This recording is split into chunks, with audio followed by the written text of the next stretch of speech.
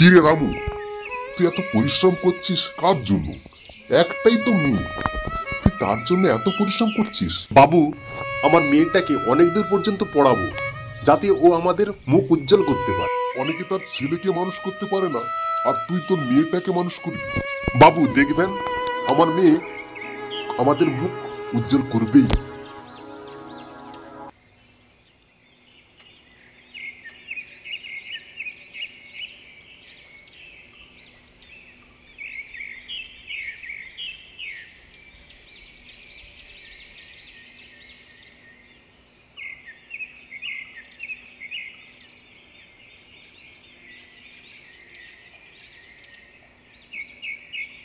কি গো, মেয়েটা স্কুলে চলে গেছে?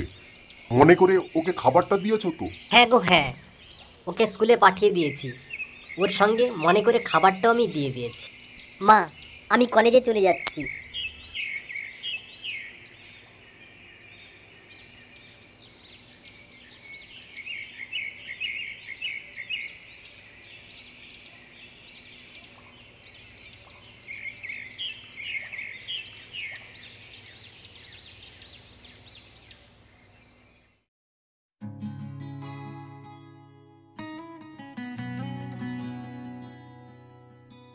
কি রে, বাড়ি যাবি না?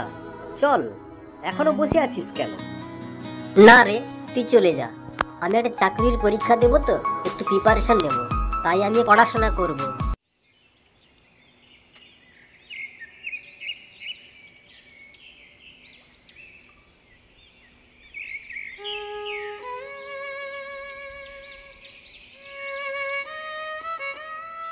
মা, বাবার কি হয়েছে?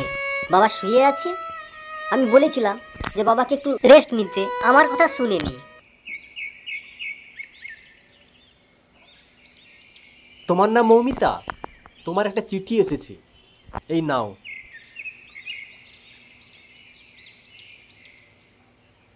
কিসের চিঠি রে মা?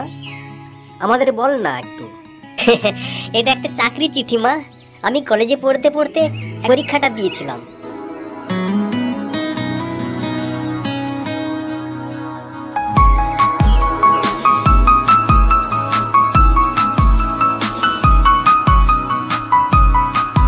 যে রামু, বিরাট বড় সুখবর যে তোর মেয়ে চাকুরি পেয়ে গেছে। আমরা তো ভেবেছিলাম হবে না, হয় মুখ উজ্জ্বল করেছে। আমি বলেছিলাম না যে আমার মেয়ে একদিন মুখ উজ্জ্বল করবেই? এই জন্য আমি এত কষ্ট করেছি, ফল পেয়েছি।